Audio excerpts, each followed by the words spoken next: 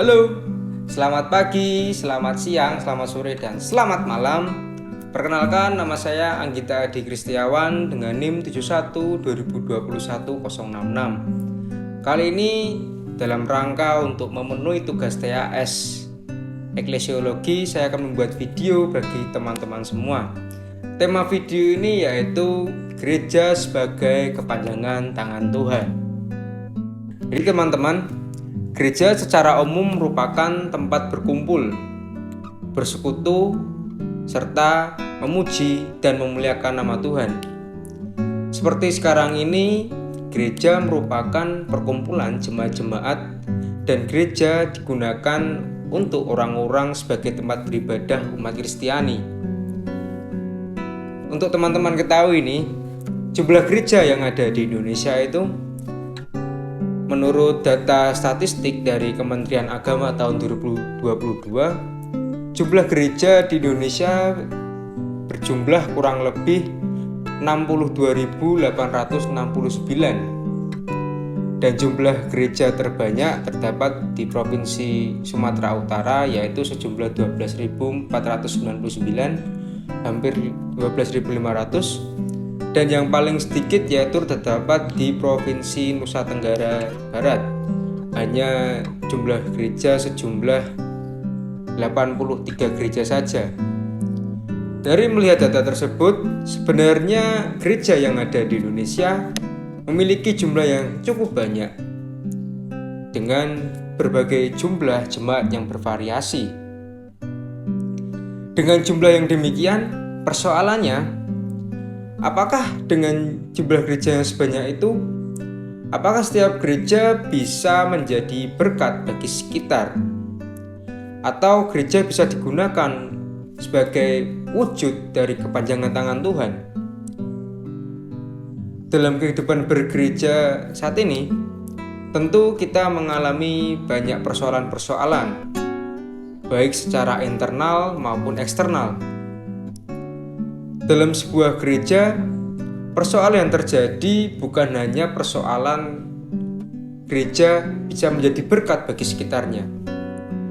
Namun persoalan-persoalan yang terjadi bisa juga terjadi di dalam gereja itu sendiri. Gereja yang dikenal seharusnya bukan hanya digunakan sebagai tempat beribadat saja. Namun, bagaimana tentang gereja tersebut bisa menjadi saluran berkat bagi sekitarnya? Dalam hal ini, sikap gereja seharusnya bersifat inklusif bagi sekitarnya. Dan jangan sampai gereja yang seharusnya bersifat inklusif justru menjadi eksklusif. Karena dengan begitu, jika gereja memiliki sifat yang eksklusif, tentu bisa membahayakan bagi gereja tersebut. Nah, kemudian jika kita berbicara tentang gereja sebagai rumah Tuhan, seharusnya gereja itu bisa memberikan rasa nyaman dan aman bagi sekitarnya, di mana tidak ada lagi batasan-batasan bagi jemaatnya. Tidak ada yang terbatas karena latar belakang budaya dan kepercayaan yang berbeda. Dalam hal ini, gereja Kristen seharusnya bisa menjadi contoh bagi lainnya. Gereja yang inklusif merupakan sebuah misi dari hospitalitas eklesiologi. Sebagaimana kita mengetahui bahwa hospitalitas merupakan ciri khas dari gereja Tuhan. Gereja yang seharusnya didirikan itu seharusnya bisa ramah bagi setiap orang. Dan kehadiran gereja yang ada di dunia ini maupun ada di sekitar kita seharusnya bisa menjadi berkat bagi kita, jemaat gereja, dan juga bagi sekitar kita. Hospitalitas dan keramah tamahan merupakan sebuah model gereja yang baik yang bisa diterapkan dalam kehidupan gereja masa kini. Keramah tamahan yang dimiliki gereja bukan hanya soal terbatas pada jemaat, majelis, ataupun pendeta pada gereja tersebut. Tetapi keramah tamahan yang dimaksud di sini ialah keramah tamahan yang bisa berlaku bagi setiap orang, bukan hanya yang berlaku pada orang Kristen saja ataupun jemaat dan pendeta gereja tersebut. Tetapi keramahan yang dimaksud di sini ialah keramahan yang bisa berlaku bagi setiap orang, baik yang beragama Islam ataupun agama lainnya ataupun dari latar belakang budaya lainnya. Sebagai gereja yang baik, terutama bagi orang Kristen, sering kita memahami bahwa keramataman yang dimiliki gereja hanya berfokus kepada diri sendiri, atau lebih tepatnya keramataman yang dimiliki gereja itu hanya berfokus kepada jemaat itu sendiri. Namun yang berbeda teman-teman, bahwa sebuah gereja yang baik ialah gereja yang merupakan sebagai perwujudan kasih Allah, yang mana kasih Allah itu berlaku bagi setiap orang dan bukan hanya golongan tertentu saja. Jika kita melihat dari tulisan Diana Butler Bass yang berbunyi, Christian welcome stranger as we ourselves has been welcome into God through the love of Jesus Christ. Through hospitality, Christians imitate God's welcome. Atau artinya dalam bahasa Indonesia yaitu orang-orang Kristen menyambut orang-orang asing sebagaimana kita telah disambut ke dalam Allah melalui cinta kasih Yesus Kristus. Melalui hospitalitas, orang-orang Kristen meneladani penyambutan Allah. Dalam kutipan tersebut tentu memiliki pesan yang sangat mendalam bagi kita umat Kristiani, terlebih bagi sebuah gereja.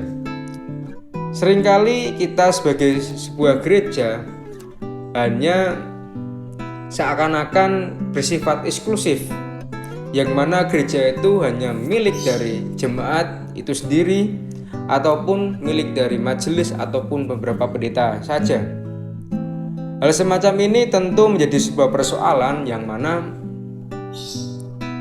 kita sebagai sebuah gereja seharusnya bisa menghindari hal tersebut. Gereja yang ramah bagi sekitarnya merupakan gereja yang bisa berdampak bagi sekitarnya. Sebagai wujud sederhana, gereja yang sudah berdampak bagi sekitarnya yaitu secara sederhana gereja bisa terbuka bagi setiap orang yang ingin beribadah tanpa ada tekanan dari pihak-pihak tertentu. Wujud lainnya seperti ketika gereja mengadakan aksi sosial untuk membantu korban bencana alam dengan mendirikan pos-pos pengungsian atau berkontribusi langsung dalam dapur-dapur umum, misalnya seperti yang sekarang ini dilakukan oleh program gereja, yaitu membantu ketika ada bencana alam. Tentu hal-hal sederhana tersebut bisa dilakukan sebagaimana gereja sebagai wujud dari wajah Allah. Membuat gereja yang berdampak bagi sekitarnya, atau dalam bahasa yang sekarang ini membuat gereja sebagai wujud dari kepanjangan tangan Tuhan, merupakan bukanlah sesuatu yang mudah untuk dilakukan. Walaupun sulit, walaupun mungkin terdengar sangat sulit untuk dilakukan, bukan berarti gereja tidak mampu untuk melakukan. Gereja seharusnya mengupayakan supaya apa yang sudah saya jelaskan tadi di depan, yaitu tentang membantu sekitarnya dan bisa berdampak bagi sekitarnya, bisa diterapkan oleh gereja. Dalam melakukan hal tersebut tentu memiliki beberapa tantangan, dan tidak sedikit juga orang yang kurang setuju. Namun dengan memberikan pengertian dan pemahaman kepada jemaat tentang sebagaimana fungsi gereja, seharusnya kita sebagai jemaat yang aktif di gereja tersebut seharusnya bisa melakukan hal tersebut kepada jemaat ataupun orang-orang sekitar kita, supaya gereja yang didirikan sebagai perwujudan wajah Allah di sekitar di mana gereja itu berdiri. Nah, oke teman-teman, kita sudah berbicara panjang lebar mengenai gereja sebagai kepanjangan tangan Tuhan. Oleh karena itu, sebagai jemaat yang baik dan jemaat yang sebagai perwujudan kasih Kristus, seharusnya kita bisa menjadi berkat bagi sekitar kita. And sampai jumpa, dadah.